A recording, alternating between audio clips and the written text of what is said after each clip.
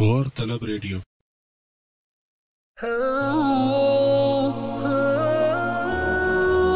پیارے نبی، تمام جہانوں کے لیے رحمت، امام انبیاء، سید ابنائے آدم، حضرت محمد رسول اللہ صلی اللہ علیہ وسلم جناب عبداللہ بن عبد المطلب کے بیٹے تھے۔ آپ صلی اللہ علیہ وسلم کی والدہ ماجدہ کا نام آمنہ تھا۔ جناب عبداللہ کا تعلق خاندان بنو ہاشم سے تھا، جو قبیلہ قریش کا معزز ترین خاندان شمار ہوتا تھا۔ حضرت محمد صلی اللہ علیہ وسلم عام الفیل بمطابق 571 عیسوی میں پیدا ہوئے۔ آپ کے والد آپ کی ولادت سے قبل وفات پا چکے تھے اور والدہ اس وقت فوت ہوئی جب آپ 6 سال کے تھے۔ اس طرح آپ نے یتیمی کی حالت میں پرورش پائی۔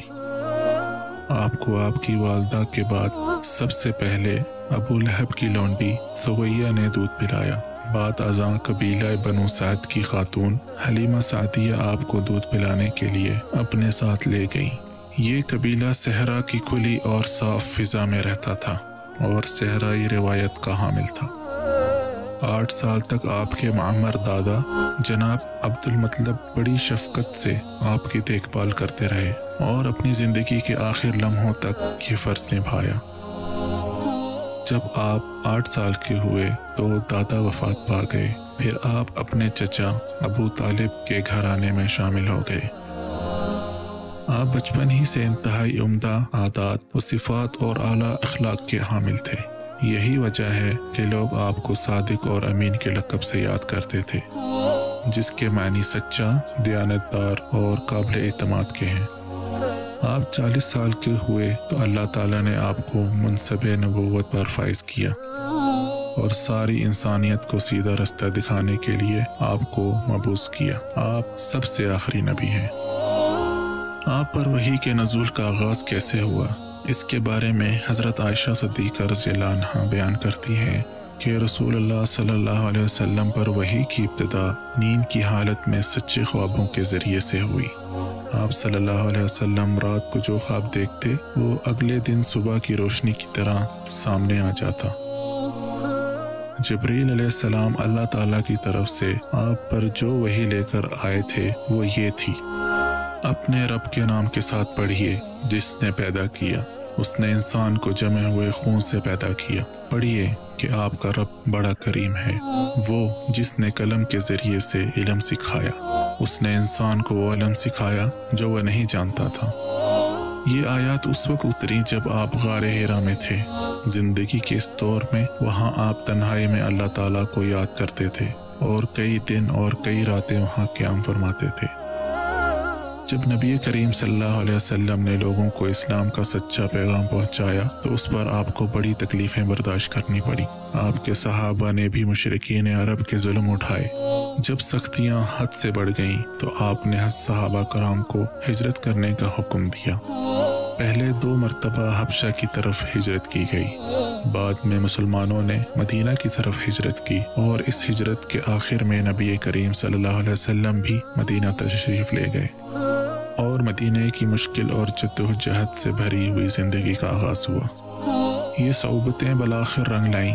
کئی سال بعد نبی اکرم صلی اللہ علیہ وسلم اور آپ کے صحابہ فاتحین کے طور پر مکہ میں واپس آ گئے۔ آپ نے بے پناہ فراخ دلی کا مظاہرہ کرتے ہوئے سب دشمنوں کو عام معافی دے دی۔ نبی صلی اللہ علیہ وسلم نے 63 سال کی عمر پائی۔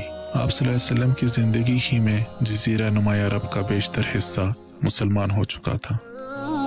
آپ کے بعد 1 صدی کے دوران میں اسلام مغرب میں اسپین تک اور مشرق میں چین تک پہنچ چکا تھا۔ اسلام کے تیز اور پرامن طریقے سے پھیلنے کے اسباب میں سے ایک سبب اس کی حقانیت اور اس کے پیش کردہ عقائد اور عبادات کا سچا، واضح اور آسان ہونا تھا۔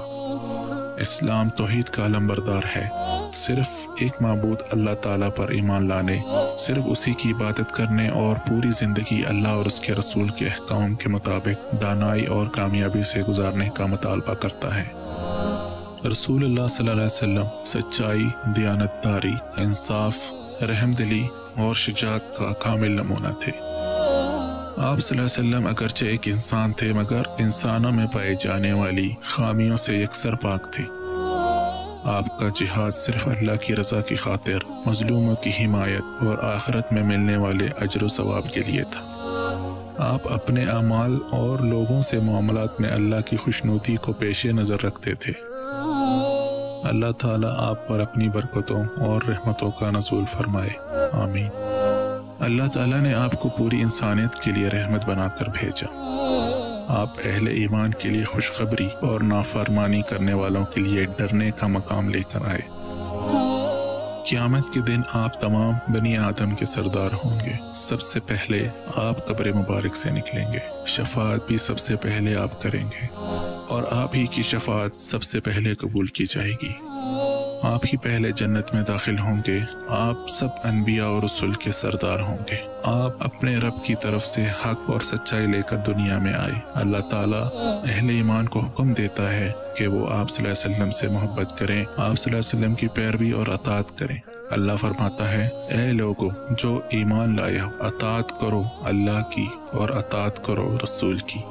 ایک دفعہ نبی صلی اللہ علیہ وسلم نے فرمایا، تم میں سے کوئی اس وقت تک مومن نہیں ہو سکتا جب تک میں اس کے لیے اس کے والد، اس کی اولاد اور سب لوگوں کی نسبت زیادہ محبوب نہ ہو جاؤں۔ نبی کریم صلی اللہ علیہ وسلم نے یہ بھی فرمایا، جس نے میری اطاعت کی تو اس نے یقیناً اللہ کی اطاعت کی، اور جس نے میری نافرمانی کی تو اس نے یقیناً اللہ کی نافرمانی کی۔